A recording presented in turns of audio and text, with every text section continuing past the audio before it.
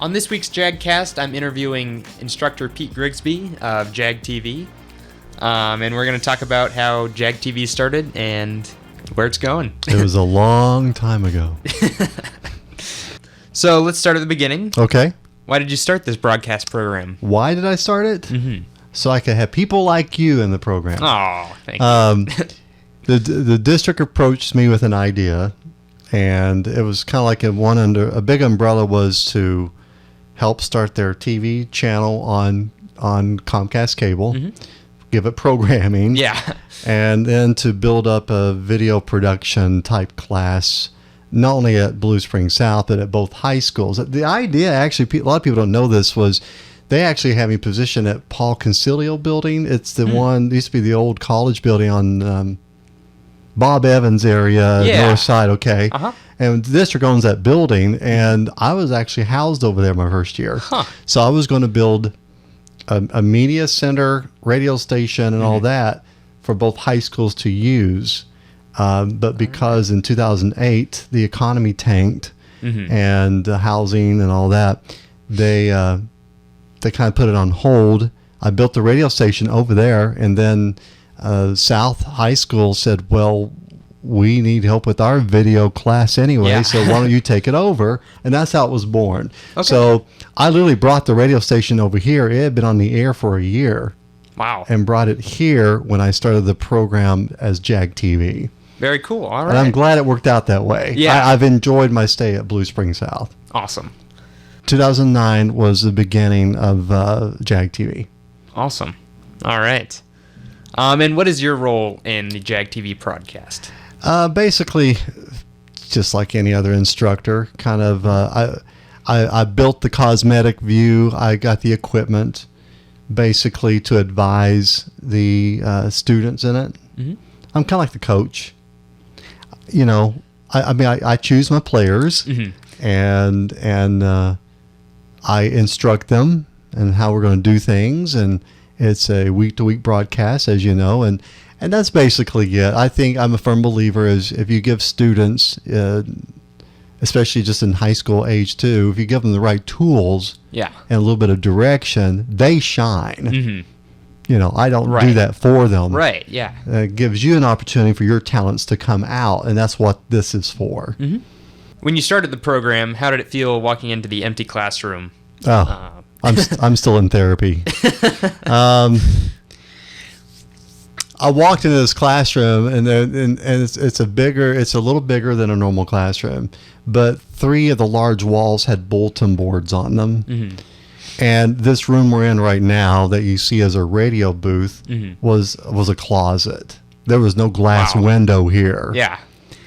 And the computers in the middle of the room, the tables didn't even match. They were the old towering desktop computers, Dell, but they were old. Yeah. And I said, well, where's the camera equipment from the previous class? And I walked in here in this little closet area, and that's what I did. I said, okay. So it was, you roll up your sleeves and go to work moment. Mm-hmm. And when I found out that the budget that was given me to start this program, or to at least take it for where it was and to build it up, you know how expensive equipment is. Yeah, yeah. And the budget number they gave me was like, that won't even take down the bulletin boards. You know, I'm just like, so I had to go out, and I found sponsors. Yeah. I found sponsors who believed in the vision. Mm-hmm. And I think if you look around, you see that I have sponsors for Jag TV. You've still got them today, right? I still have them today. And that money is the cosmetic look of all this. Mm-hmm. Now, the district gave me great stuff. Don't get me wrong. The district gives us great computers, the software that you edit on. Mm-hmm. They have really put a lot. They gave me what they could give me to really try to help. Yeah. And they have done a good job. But it would not look like this had we not had some help from local businesses. Yeah. Awesome. Yeah. So how has this program led students to success? Well, in various ways. At first, my goal was journalism, but then it evolved. So you've got, such as yourself, more of a video production, editing film, you know. that's probably where my expectations have gotten broader, because it's more about the student and what they want to do for a living, pursue their dreams. Yeah. Where at first I had to teach the very first core group. I think I've told you this, Griff. I literally had to go out and recruit students I knew from their junior year and beg them to come take this class the first year. Yeah. And they trusted me. They said, "What are we doing?" I said, "I'm going to teach you how to do news stories." They go, "Okay, cool." All right. Awesome. We had nothing. Yeah. But Jordan Bowen is one of those students who's a successful reporter at a Fox station in Tampa, Florida, making more money than me. I'm just saying that, but that's his success. He loves what he's doing. So that's a good example of someone who didn't know what they wanted to do for a living, but this class at the very beginning taught someone, and he got a taste of it and loved it. But now I've also learned that there are other students who have different desires. They may go into film production. They may go into film editing. They may want to work more behind the scenes, and I get that. I've loosened my grip, and I said, you know what? As long as they find out what they're happy about and moving on like you are, that brings me enjoyment to watch, because I love what I do. I want you to enjoy what you do. Yeah, awesome. So that, I don't know if that answers your question, but I've seen successful ones already in broadcast journalism. I've seen them in video production. I've seen some go into marketing, do a really good job with it, but they can edit their own videos. Yeah. So things like that. Gotcha. Yeah. And you got a lot of Jag TV alumni just going to mostly like Mizzou, right?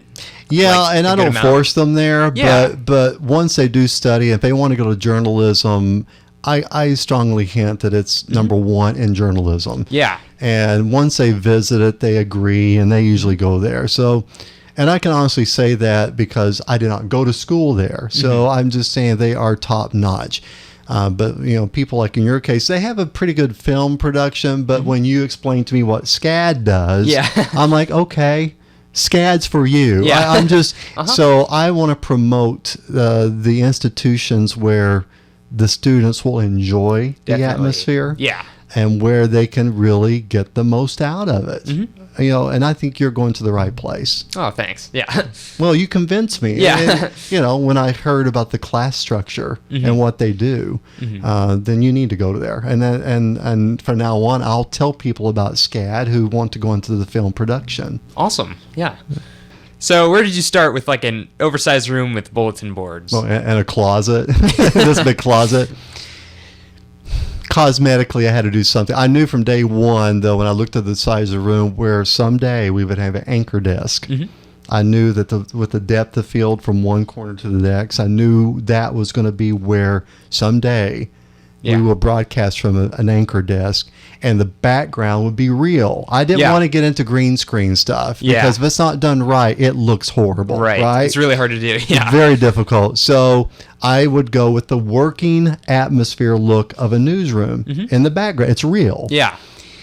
Well, but I didn't have that yet either. So I went out, got some sponsors, and I went to a place called Print Graphics in Blue Springs, and I knew the lady who owned that.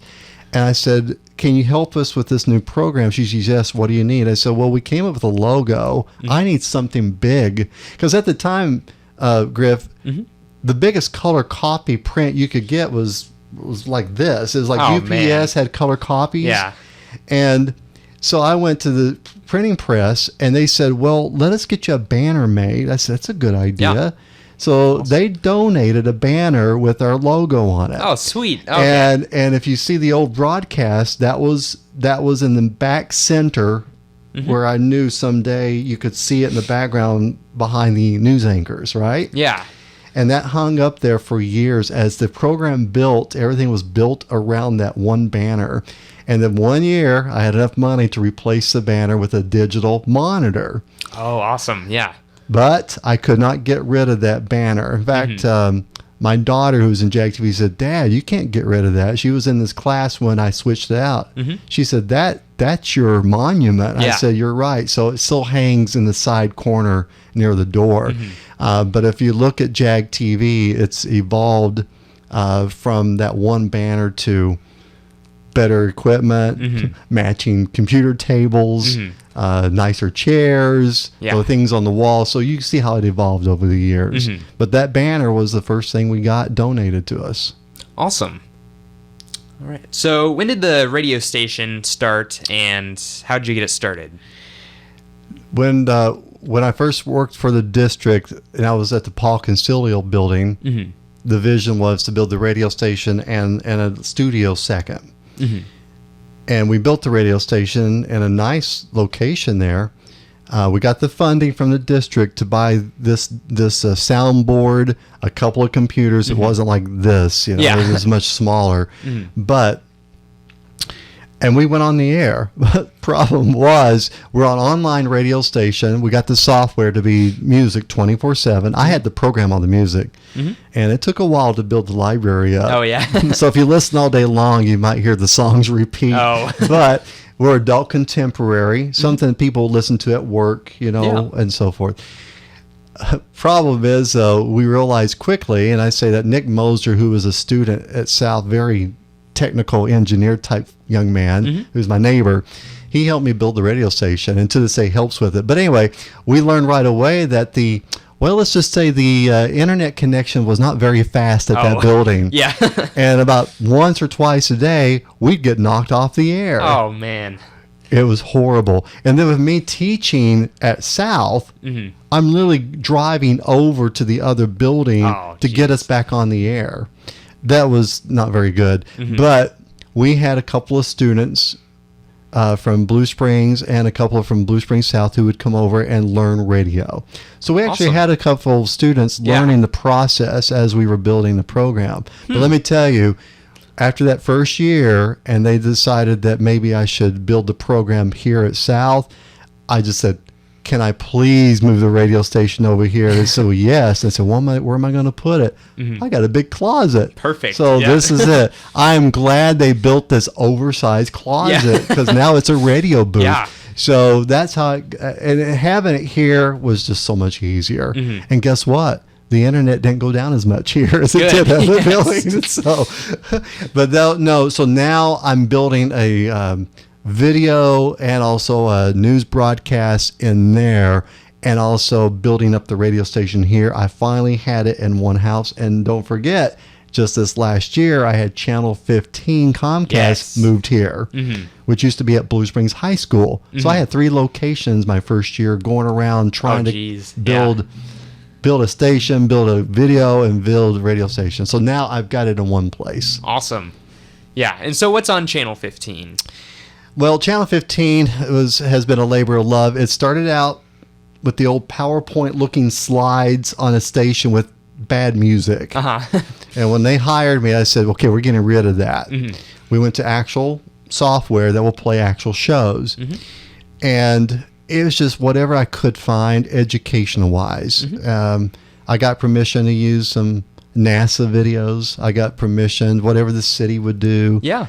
If we do any of our programming, like the really bad early days of Jag TV, I put it on there. Awesome. Things like that. We went from 2-3 cities. We were being seen in Blue Springs, Independence, Raytown. But now we're also in Grain Valley, Oak Grove, Odessa, and parts of Lee Summit. So anybody who has Comcast Xfinity can watch our station now. Awesome. Yeah. So our viewership got bigger. My programming's much better. I do we do cooking shows now with Hy-Vee. Oh, right, yeah. Radio Friends from Columbia, Mizzou, talk show. We do Colonial Gardens. We do workshops with them video-wise. So I try to make it all local programming. Wildcat TV, Grain Valley. Excuse me. Their high school broadcasts also show on Channel 15. So now the programming's getting a little better. People can sit and watch and see what's going on at the high schools in the community. And that's what Comcast 15 is. Awesome. How does Jag TV compare to other broadcast programs, and what are the awards we've won? Wow. I can brag about Jag TV all day. Jag TV is... I'm very competitive, let's put it that way, for my nature. But at the same time, I'm a person who's been trained and in the field of TV, weather, and news. Okay, I lived that career. So that's a slight advantage over, let's say, a teacher getting their certification to teach high school and then they're thrown into something like this. Right. It's not really fair to them. They have to like, okay, well, how do I teach editing? So I can understand the district going out and getting someone from a career, bringing them in to build this. And that's what the advantage that we've had with this program. Jag TV has done, it reached a level where I had hoped. And actually it's gone farther than I expected because, and it's really been aha moments for me. The pressure's on for us to keep that level up there. We want to stay up there. And then my goal is to keep us up there as an instructor. But at the same time, to see the students get excited about it, it's just like any other sport too, in a way. You know, when your name is called at the end of the day and you've won something big and you get acknowledged for your hard work, it feels great. Yeah. And I think that's just, I'm excited to see that for the students more so for myself. I'm not saying this arrogantly. I'm just saying that I don't have anything else to prove. I'm at the age where I enjoy my careers, plural, and you know, I've achieved and I better myself every day, hopefully, but it's more about the students. I want you guys to enjoy what I do. And that's I get excited when you guys are excited. So that's where the program is. And I will tell you, there are other high school programs around the metro of Kansas City that do a great job. And I help them, you know. You know, like Grandview was here last week, right? Yeah. Grandview High School learning how to build their program. Yeah. I have helped numerous school districts have come here to tour our facility to see how we're doing it. And I don't mind sharing that. But I will not give them all my secrets. Sorry, I'm not going to give you everything. I'll give you 90%, but, you know, I still have that Mahomes fancy pass to win it at the end, you know, things like that. But awesome. But yeah, at Jag TV I enjoy, of all my classes I teach, I enjoy meteorology and science. I enjoy all my classes I teach. Jag TV is my favorite. Awesome. It really is. Yeah. So good deal. So speaking of your careers, what do you do when you're not at South? Oh my gosh. Well, as you would know, I still do weather full-time weekends. I'm on Channel 9 doing weekend evening meteorology. I write the forecast. I put my graphics together, and I do the weather. And like on night of severe weather, I go in and help when I can in the evening hours. And I have a loving wife who supports that because she's very busy. And both my children are grown. So it's not like I have to be home to help babysit unless they're cats or something. Right. So I get to continue stuff that I enjoy. But yeah, meteorology television was my first career anyway. I've been doing that since 1990.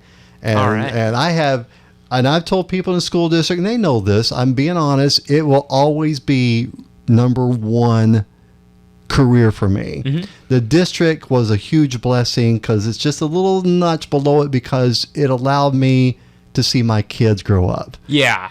I didn't have to work weekends. Right. I wasn't doing weekends at Channel 9 when my kids were younger. I was working Monday through Friday in a school district. Yeah. That gave me more time with my family. All right. That was a blessing. That's why I took this job. Awesome. And plus the challenge of building this network. Yeah. But now the kids are grown. I'm going back and do weather and doing this. So awesome. That's it. I juggle both, but I enjoy it. Awesome. So where do you see Jag TV in the future? Well, I work summer. I'm a 12-monther, so I'm here all summer long for the district. But that gives me time to tinker around. So I make changes. I make little cosmetic changes to the program each year.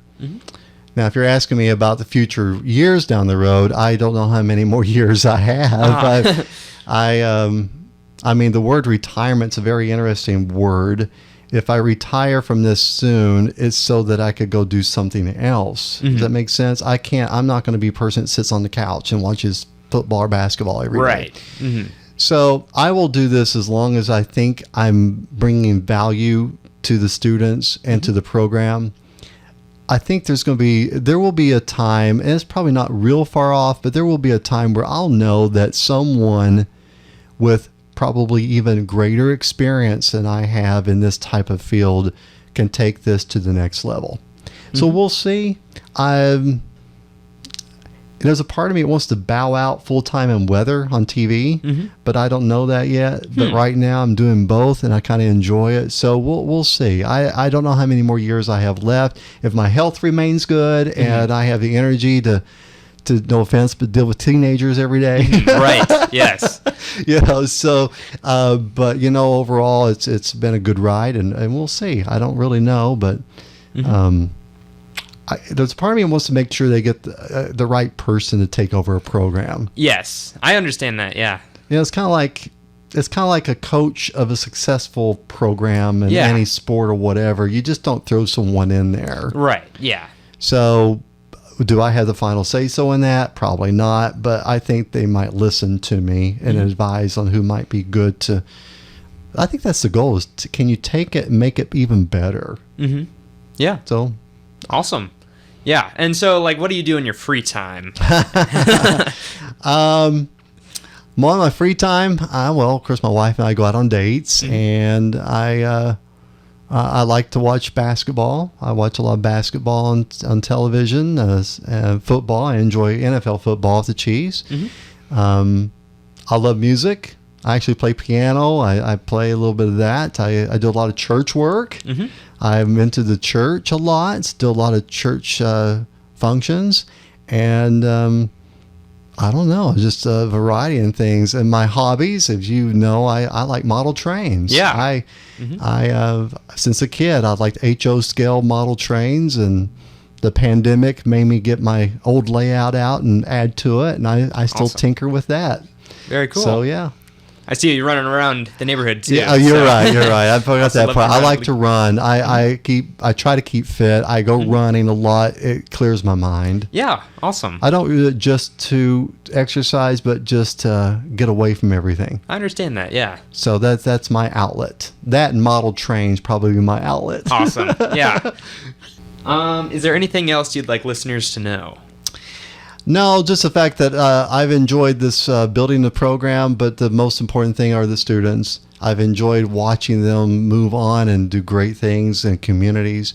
If you want to learn more, I guess, about the program, listen to the radio station. The radio station's amazing. I programmed it. I'm just kidding. But we did it like the Christmas classics in November and December. Yeah, it's great. It's nothing but the classics. And we're always commercial free. So I tell people, you've got to listen to BSSD Radio. So bssdradio.net, you can say, Alexa, play BSSD Radio. It'll play it. I mean, you can get our app, TuneIn, and listen to us through your app called TuneIn. That, Comcast Channel 15, JAGTVnews.com. I mean, go to JAGTVnews.com or look for the YouTube channel. We're all over the place, but I think if people would take time to either listen to the radio or watch some of Jag TV's stories, I think they'll be impressed. It's a good product. And I think so too, yeah. And I think it's because of the students. I give you the tools, you shine. And it's a very good product, really is. I agree. Well, thanks for joining us. Thank you for having me. We will see you guys next week on the next podcast.